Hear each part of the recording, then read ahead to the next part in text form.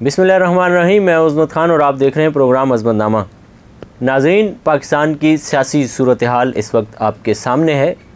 कोई भी इदारा इस वक्त ऐसा नहीं है जिसकी तरफ नज़र दौड़ाई जाए और ये कहा जा सके कि ये इदारा इस वक्त ऐसा है जो मुल्क की इस सूरत हाल का ज़िम्मेदार नहीं है। यकीनन इस वक्त सिचुएशन ऐसी है कि हर शख्स ये चाहता है कि हालात ठीक हों, चाहे उसका ताल्लुक़ किसी भी सियासी पार्टी से हो।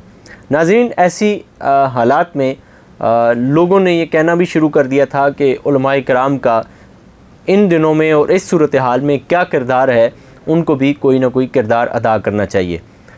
यकीनन इन लोगों का जो ये बात कर रहे थे, इनका इशारा ऐसी शख्सियात की तरफ था जो मुल्क की एड़ी चोटी की शख्सियात हैं या एड़ी चोटी के उलमाए किराम हैं, जिनमें मुफ्ती मोहम्मद तकी उस्मानी साहब हैं, मुफ्ती मुनीबर रहमान साहब हैं। इस नौयत के जो बड़े पाए के उलमा हैं, उनकी तरफ यकीनन इशारा था जो गैर सियासी उलमा तस्वर किए जाते हैं। नाज़रीन, इन्हीं हालात में मुफ्ती मोहम्मद तकी उस्मानी साहब ने एक ट्वीट किया और उन्होंने कहा कि अगर किसी घर के लोग आपस में लड़ रहे हों और घर में आग लग जाए तो क्या इस वक्त में ये बहस की जाएगी कि आग किसने लगाई, या वाहिद रास्ता ये होगा कि सब मिलकर आग बुझाएं। मौजूदा बहरान का हल सिर्फ यही है कि तमाम जमातें और इदारे मुनाफरत और दुश्मनी के बजाय सर जोड़कर बैठें। उन्होंने ये भी लिखा कि कुरान करीम फरमाता है कि तमाम मुसलमान आपस में भाई भाई हैं और इसलिए अपने भाइयों के दरमियान सुलह कराओ और अल्लाह से डरो ताकि तुम्हारे साथ रहमत का मामला किया जाए। मुफ्ती तकी उस्मानी साहब अपने ट्वीट में आगे लिखते हैं कि अवाम और बाअसर हज़रात का फ़र्ज़ बनता है कि वो इस कुरानी हुक्म पर अमल करके रहनुमाओं को साथ बिठाने की भरपूर कोशिश करें।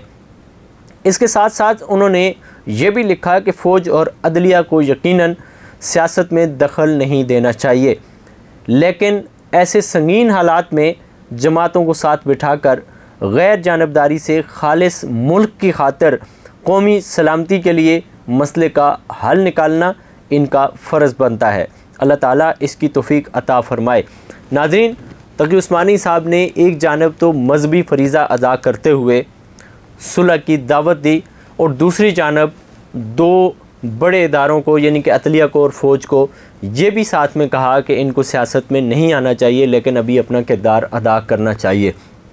नाज़रीन, इस ट्वीट के नीचे बेशुमार लोगों ने तबसरे किए हैं और ज़्यादातर लोग वो हैं जिन्होंने इस चीज़ को सराहा है कि चलें, मुफ्ती तकी उस्मानी साहब ने ये बयान तो जारी किया और ये कोशिश तो उन्होंने की कि ये जो मामलात अभी सियासी सूरत हाल कशमकश का शिकार है, इसको कहीं ना कहीं किसी न किसी तरह बैठना चाहिए और मामलात सुलह की तरफ जाने चाहिए और मामलात का हल निकालना चाहिए। तो नाज़रीन, उसमें कुछ ट्वीट्स ऐसे हैं, कुछ लोगों ने इस तरह के जवाबात दिए हैं जो यकीनन ऐसे हालात में करने नहीं चाहिए थे, लेकिन बाज़ लोगों ने और बाज़ सोशल मीडिया सार्फिन ने जो सवालात उठाए हैं यकीनन वो महल नज़र रखने चाहिए। और MQM के एक लीडर हैं, उन्होंने रज़ा अरून साहब ने मुनासिब सा तबसरा करते हुए लिखा है कि रियासत को आइन के मुताबिक ही चलना चाहिए, ये बताना भी ज़रूरी है, लेकिन आइन की पासदारी, पाबंदी और हिफाजत का हल्फ जिन्होंने लिया हुआ है उन्हें ये ज़्यादा समझने की या समझाने की ज़रूरत है। इसी तरह और भी दीगर लोगों ने इस पर कमेंट्स किए हैं और तबसरे किए हैं। बाज़ लोगों ने ये भी कहा है कि घर को आग लग जाए तो आग ज़रूर बुझाएं, लेकिन आग लगाने वालों का या आग क्यों लगी इसका तयन करना भी ज़रूरी है। और बाज़ लोगों ने यह भी कहा कि ये भी महल नज़र रखना है कि आग लगाने वालों से सुलह हो सकती है या नहीं हो सकती है। बाज़ लोगों ने यह भी कहा, यह भी देखना ज़रूरी है जिसने आग लगाई वो शख्स कौन है, उससे सुलह हो सकती है या वो ख़ुद भी सुलह करना चाहता है या वो अभी तक अपनी बातों पे या आग लगाने वाले इशू पे बज़िद है। नाज़रीन, कुछ चीज़ें तो ये जेन्युइन है कि ठीक है सुलह होनी चाहिए, लेकिन ये भी ज़रूरी है कि एक फ़रीक तो ये चाहता है कि सुलह हो, दूसरा फ़रीक ये नहीं चाहता कि सुलह हो। इसको भी महल नज़र रखना चाहिए और ये बात भी ज़रूर देखनी चाहिए कि इस नौइयत के जब मसाइल हो जाएं और इतने बड़े बड़े चीज़ें हो जाएं तो ये मुल्क की लेवल की चीज़ें होती हैं, ये किसी एक दो लोगों को या एक दो डिपार्टमेंट को या एक दो सूबों की आपस में कोई चपकलिश नहीं है, ये पूरे मुल्क को और पूरे मुल्क के मुस्तकबिल का फ़ैसला है। तो जिन्होंने ये काम किया, क्या सारी चीज़ों पे मिट्टी डाली जाए और सुलह की तरफ बढ़ा जाए, ये भी इसका हल है, या इसका हल ये भी है कि कानून अपना रास्ता बनाए और कानून पर अमल दरामद किया जाए और कानून के इस प्रोसेस को तेज़ तर किया जाए। ये मेरे ख़्याल में ज़्यादा ज़रूरी है कि कानून का जो तारीख़ पे तारीख़ वाला मामला है ये ना हो, और जिन जजों पे एतराज़ हो जाए उन जजों को मेरे ख़्याल में चीज़ों से दूर हो जाना चाहिए। ये सबसे ज़्यादा बेहतर चीज़ यही होती है और यही शरीयत भी कहती है, और यही मेरे ख़्याल में कानून में भी इस तरह की चीज़ कोई ना कोई होगी, मुझे उस बारे में अंदाज़ा नहीं है। लेकिन बाकी जो गैर इसको कह सकते हैं आप, जो गैर जानिबदार लोग हैं अदलिया में, उनको बेंचेस में शामिल करके और जल्द अज जल्द फ़ैसले किए जाएं ताकि मामलात किसी तरफ बैठें।